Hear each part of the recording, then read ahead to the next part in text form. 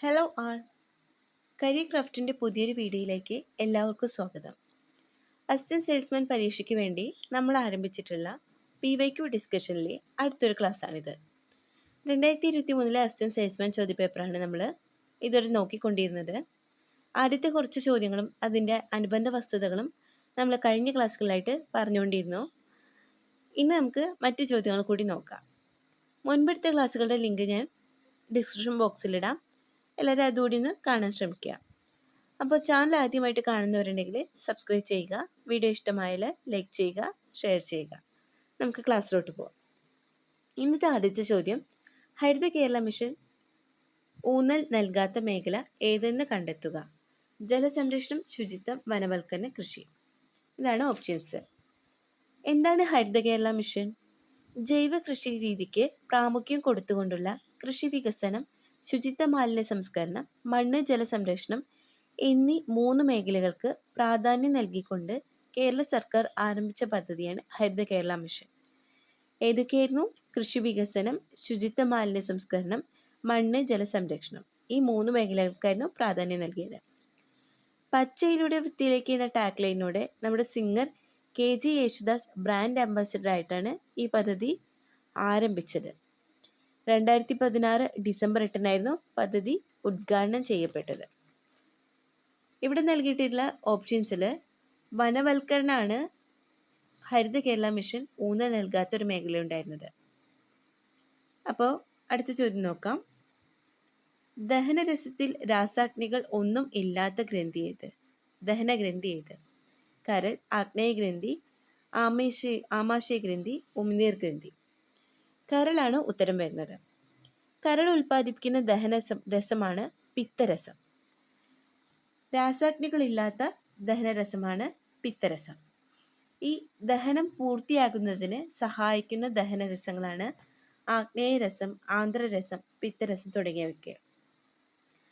കരൾ എന്ന് പറയുന്നത് നമ്മുടെ മനുഷ്യ ശരീരത്തിലെ ഏറ്റവും വലിയ ആന്തരിക അവയവമാണ്. അതേപോലെ തന്നെ ഏറ്റവും വലിയ ഗ്രന്ഥിയും, മനുഷ്യ ശരീരത്തിലെ ഏറ്റവും വലിയ ഗ്രന്ഥിയും കരൾ തന്നെയാണ്. കരള് നമ്മുടെ രക്തത്തിൽ നിന്ന് വിസർജ്യ വസ്തുക്കൾ നീക്കം ചെയ്യാൻ സഹായിക്കുന്ന ഒരു അവയവമാണ്. കരളിന്റെ ധർമ്മം എന്താണ്? നൈട്രജൻ സംയുക്തമായ യൂറിയ നിർമ്മിക്കലാണ് കരളിന്റെ ധർമ്മം. അതുപോലെ കരളിൽ ഒരു വിഷവസ്തു നിർമ്മിക്കപ്പെടുന്നുണ്ട്. അതേതാണ്? അതാണ് അമോണിയ. ശരീരത്തിൽ ഏറ്റവും കൂടുതൽ അമോണിയ ഉൽപ്പാദിപ്പിക്കപ്പെടുന്ന അവയവത്തെ കുറിച്ച് മുൻപ് റീസെൻ്റ് ആയിട്ട് പരീക്ഷകളിൽ PSC ചോദിച്ചിട്ടുണ്ടായിരുന്നു. ഏതാണ്? കരള്. കരളാണ് ഏറ്റവും കൂടുതൽ അമോണിയ ഉൽപ്പാദിപ്പിക്കുന്ന ശരീരത്തിലെ അവയവം. ഉത്തരം ഓർത്തു വയ്ക്കുക. അടുത്ത ചോദ്യം നോക്കാം. രക്തത്തിൽ കാൽസ്യത്തിൻ്റെ അളവ് കുറയുന്നത് മൂലം ഉണ്ടാകുന്ന രോഗം. ടെറ്റനസ്, ടെറ്റനി, ഡിഫ്തീരിയ, ക്ഷയം. ടെറ്റനിയാണ് ഉത്തരം വരുന്നത്. ടെറ്റനി എന്ന് പറഞ്ഞാൽ പേശികളിൽ അസാധാരണ സങ്കോചങ്ങൾ ഉണ്ടാകുന്ന അവസ്ഥയാണ് ടെറ്റനി. ടെറ്റനസ് എന്ന് പറഞ്ഞാൽ അതൊരു സാംക്രമിക രോഗമാണ്. ക്ലോസ്ട്രിഡിയം ടെറ്റനി എന്ന ബാക്ടീരിയ മൂലമാണ് ഇതുണ്ടാകുന്നത്. അതുപോലെ ഡിഫ്തീരിയയും ഒരു സാംക്രമിക രോഗമാണ്. കോറിൻ ബാക്ടീരിയം ഡിഫ്തീരിയ എന്ന ബാക്ടീരിയ മൂലമാണ് ഇതുണ്ടാകുന്നത്. മൈക്കോബാക്ടീരിയം ട്യൂബർക്കുലോസിസ് എന്ന ബാക്ടീരിയ മൂലം ഉണ്ടാകുന്ന ഒരു സാംക്രമിക രോഗമാണ് ക്ഷയം. അതുകൂടി ഒന്ന് ഓർത്തു വയ്ക്കുക. അടുത്ത ചോദ്യം നോക്കാം. എലിപ്പനിക്ക് കാരണമായ രോഗകാരി. Corynebacterium, mycobacterium, leptospira, pneumococcus. Leptospira ബാക്ടീരിയയാണ് എലിപ്പനിക്ക് കാരണമായത്. ഈ കോറിനി ബാക്ടീരിയത്തിന് പ്രധാനമായിട്ടും 2 ഇനങ്ങളുണ്ട്. അതിൽ കോറിനി ബാക്ടീരിയം ഡിഫ്തീരിയയാണ് ഡിഫ്തീരിയ രോഗം പരത്തുന്നത്. അത് നമ്മൾ നേരത്തെ പറഞ്ഞു. അതേപോലെ തന്നെ മൈക്കോബാക്ടീരിയ ട്യൂബർക്കുലോസിസ് വഴിയാണ് ക്ഷയം ഉണ്ടാകുന്നത്. അതും നമ്മൾ നേരത്തെ പറഞ്ഞു. ന്യൂമോണിയ, മെനിഞ്ചൈറ്റിസ് എന്നീ രോഗങ്ങൾക്ക് കാരണമായ ബാക്ടീരിയയാണ് ഈ ന്യൂമോകോക്കസ് എന്നത്. അപ്പോൾ ക്ലിയർ ആയെന്ന് വിചാരിക്കണം. നമുക്ക് അടുത്ത ചോദ്യം നോക്കാം. എംഫിസീമ എന്ന രോഗത്തിന് കാരണം. മദ്യപാനം, രക്തസമ്മർദ്ദം, ഫാറ്റി ലിവർ, മുഖവലി. എംഫിസീമ എന്ന് പറഞ്ഞാൽ അതൊരു ശ്വാസകോശ രോഗമാണ്. ശ്വാസകോശത്തിലെ എയർസാക്കുകളുടെ നാശത്തിന് കാരണമാകുന്ന ഒരു രോഗമാണിത്. പുകവലി, വായുമലിനീകരണം, ജന്മനാലുള്ള ശ്വാസകോശ പ്രശ്നങ്ങൾ, ഇതൊക്കെയാണ് ഈ രോഗം ഉണ്ടാവാനുള്ള കാരണങ്ങൾ. അപ്പോൾ തന്നിരിക്കുന്ന ഓപ്ഷൻസിൽ പുകവലിയാണ് എംഫിസീമ എന്ന രോഗത്തിന് കാരണമായിട്ട് വരുന്നത്. അടുത്ത ചോദ്യം, 4ാമത്തെ ഇന്തോ US ഹെൽത്ത് ഡയലോഗിന് വേദിയാകുന്ന ഇന്ത്യൻ നഗരം. ന്യൂഡൽഹി ആയിരുന്നു 4ാമത്തെ ഇന്തോ US ഹെൽത്ത് ഡയലോഗിന് വേദിയായത്. 2021 ഇത് നടന്നത്. ആരോഗ്യ ബയോമെഡിക്കൽ സയൻസസ് മേഖലയിലെ സഹകരണത്തിനായാണ് ഇന്ത്യയും US ഇതിൽ ഒപ്പുവെച്ചിട്ടുള്ളത്. ഇത് 2023 ചോദ്യപേപ്പറാണ്. അപ്പോഴത്തെ ഒരു കറണ്ട് അഫയർസ് ചോദ്യമായിരുന്നു ഇത്. ഇനി ഈ ചോദ്യം ചോദിക്കാൻ സാധ്യതയില്ല. എന്തായാലും ഒന്ന് മനസ്സിലാക്കി വയ്ക്കുക. അടുത്ത ചോദ്യം, ഒരു ഗോളീയ ദർപ്പണത്തിൻ്റെ വക്രത ആരം 30 സെൻറ്റിമീറ്റർ ആണ്. ഈ ദർപ്പണത്തിൻ്റെ ഫോക്കസ് ദൂരം കണക്കാക്കുക. 10 സെൻറ്റിമീറ്റർ, 30 സെൻറ്റിമീറ്റർ, 15 സെൻറ്റിമീറ്റർ, 5 സെൻറ്റിമീറ്റർ. ഇപ്പോൾ വക്രത ആരം എന്നത് ഒരു എപ്പോഴും ഫോക്കസ് ദൂരത്തിൻ്റെ ഇരട്ടിയായിരിക്കും. അപ്പോൾ ഈ ഒരു കാര്യം എപ്പോഴും ഓർമ്മയിൽ വയ്ക്കുക. ഏത് അളവ് തന്നാലും നമുക്ക് ഈ ഒരു കാര്യം ഓർമ്മയുണ്ടെങ്കിൽ നമുക്ക് ഉത്തരം എഴുതാൻ കഴിയും. അപ്പോൾ ഇവിടെ വക്രത എന്ന് പറയുന്നത് 30 സെൻറ്റിമീറ്റർ ആണ്. അങ്ങനെയെങ്കിൽ ഫോക്കസ് ദൂരം അതിൻ്റെ പകുതിയായിരിക്കും. ഇവിടെ ഉത്തരം വരുന്നത് 30 സെൻറ്റിമീറ്ററിൻ്റെ പകുതി 15 സെൻറ്റിമീറ്റർ ആണ് ഉത്തരം വരിക. അടുത്ത ചോദ്യം നോക്കാം. തുലന സ്ഥാനത്ത് നിന്നും ഒരു കണികയ്ക്ക് ഉണ്ടാകുന്ന ഏറ്റവും കൂടിയ സ്ഥാനാന്തരമാണ് ആയതി, തരംഗദൈർഘ്യം, ആവൃത്തി, തരംഗവേഗം. ആയതിയാണ് ഉത്തരം.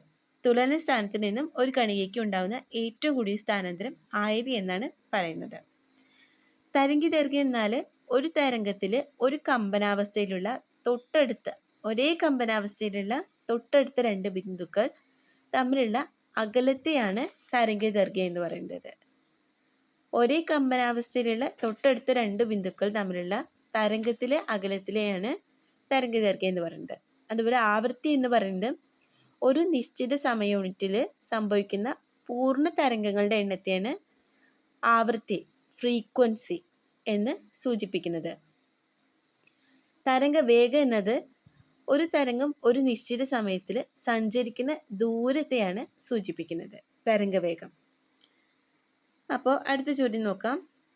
ഒരു ദിവസത്തെ ശരാശരി അന്തരീക്ഷ താപനില 35 ഡിഗ്രി സെൽഷ്യസ് ആണെങ്കിൽ ഫാരൻഹീറ്റ് സ്കെയിലിൽ ഈ താപനില എത്രയായിരിക്കും? 91 degree Fahrenheit, 95 degree Fahrenheit, 35 degree Fahrenheit, 81 degree Fahrenheit.